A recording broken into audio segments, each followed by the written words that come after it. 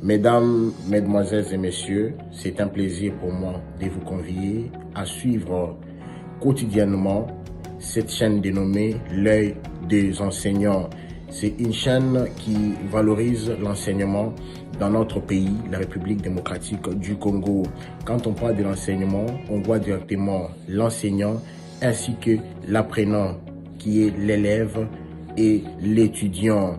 Alors n'hésitez pas à vous abonner parce que c'est un cadre qui nous permettra à s'exprimer librement tout en dénonçant ce qui se passe dans notre pays sur le plan éducatif. Abonnez-vous massivement, likez, partagez avec vos proches afin que tous nous puissions parler le même langage et tous nous puissions développer notre pays sur le plan éducatif. Que Dieu bénisse la République démocratique du Congo.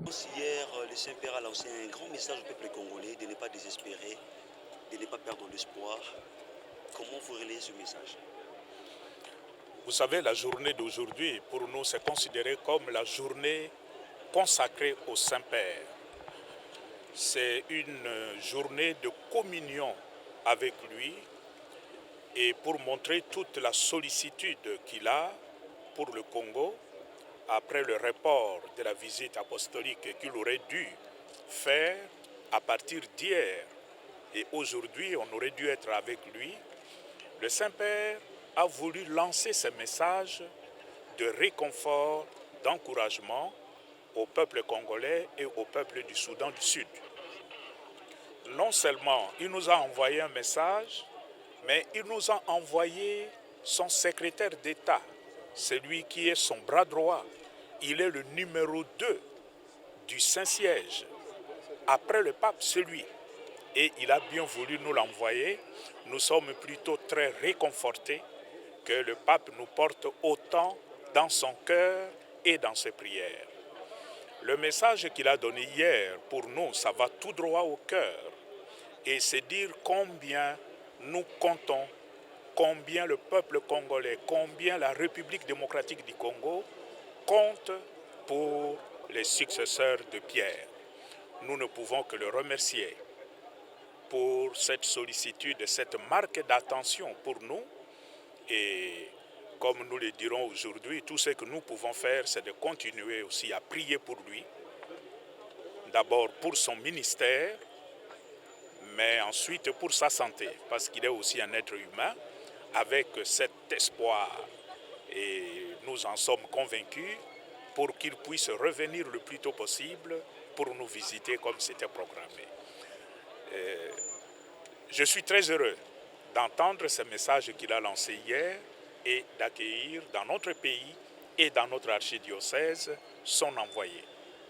Éminence, en tant que prophète et pasteur de l'Église, avec quelle morale suivez-vous la situation de l'Est, où les sécurités règnent de plus en plus, alors que vous êtes le premier à dénoncer les projets de la balkanisation dans la partie Est du pays? Nous avons toujours dénoncé le risque de balkanisation de notre pays. Et quand nous le faisions à son temps, il y en a qui croyaient que mais les évêques exagèrent, les évêques exagèrent. Maintenant, l'histoire commence à nous donner raison. La situation de notre pays, c'est une situation dramatique.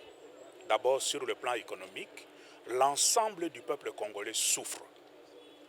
Que ce soit Est, Ouest, Nord, Sud, tous les Congolais souffrent.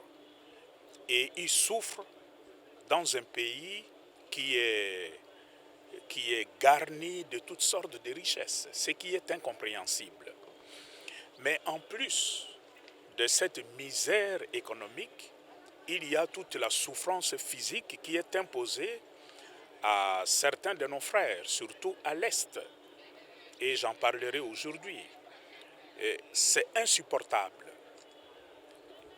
Les cas en particulier de M23, qui est un groupe qui vient d'un pays voisin, le Rwanda, pour ne pas le citer, et qui est équipé par un gouvernement, je crois que cette situation nous renvoie à notre propre responsabilité, c'est-à-dire face à cette recrudescence et cette mauvaise volonté.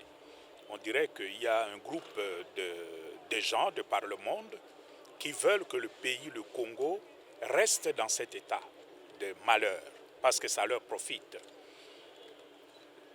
J'inviterai tout simplement notre peuple à rester unis. Dans le malheur, nous devons rester unis et être unis autour de notre président, surtout dans son souci de recherche de solutions politiques et diplomatiques à la crise qui règne à l'Est. Nous ne sommes pas de va-t-en-guerre, nous n'encourageons personne à aller en guerre, mais je crois que ce qui se passe actuellement entre le Congo et le Rwanda peut trouver des solutions par la voie diplomatique et politique. Mais je voudrais attirer l'attention sur un risque que nous, Congolais, si nous ne prenons pas garde, notre cause d'un pays agressé risque de ne pas être entendue. C'est ce que nous voyons sur les réseaux, etc. C'est cette stigmatisation du peuple Tutsi. Et ça, nous n'acceptons pas ça. Le peuple Tutsi n'est pas le Rwanda. Le Rwanda, c'est un pays. Et le peuple Tutsi, il y en a au Rwanda et il y en a au Congo. Il y a de Tutsis congolais au même titre que moi.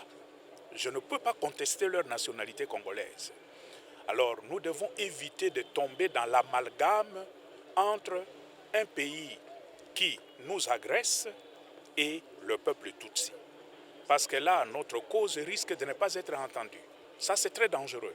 Nous ne devons pas les stigmatiser, nous ne devons pas déverser notre haine contre une partie de notre peuple.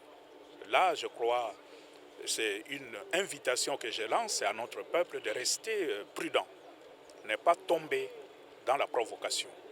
Éminence. J'ai une question pour compléter la mienne. Éminence, hier, vous avez rencontré la MONUSCO avec les cardinals. Vous êtes rendu en mission pastorale à l'Est. Après les informations reçues par la MONUSCO, y a-t-il un avancement ou bien la situation s'empire de plus en plus? Mais la situation se détériore. Je crois que la MONUSCO reconnaît que si on regarde depuis son arrivée au Congo, et il s'appelait encore la MONUC, plus ou moins 25 ans après, la situation s'est compliquée et s'est détériorée davantage. Je crains même que la MONUSCO vive plutôt un sentiment d'impuissance, en particulier vis-à-vis de M23. Merci de nous accorder votre précieux temps. Merci. Mesdames, Mesdemoiselles et Messieurs, c'est un plaisir pour moi de vous convier à suivre quotidiennement cette chaîne dénommée L'œil des enseignants. C'est une chaîne qui valorise l'enseignement dans notre pays, la République démocratique du Congo. Quand on parle de l'enseignement, on voit directement l'enseignant ainsi que l'apprenant qui est l'élève et l'étudiant. Alors n'hésitez pas à vous abonner parce que c'est un cadre qui nous permettra à s'exprimer librement tout en dénonçant ce qui se passe dans notre pays sur le plan éducatif. Abonnez-vous massivement, likez, partagez avec vos proches afin que tous nous puissions parler le même langage et tous nous puissions développer notre pays sur le plan éducatif. Que Dieu bénisse la République démocratique du Congo.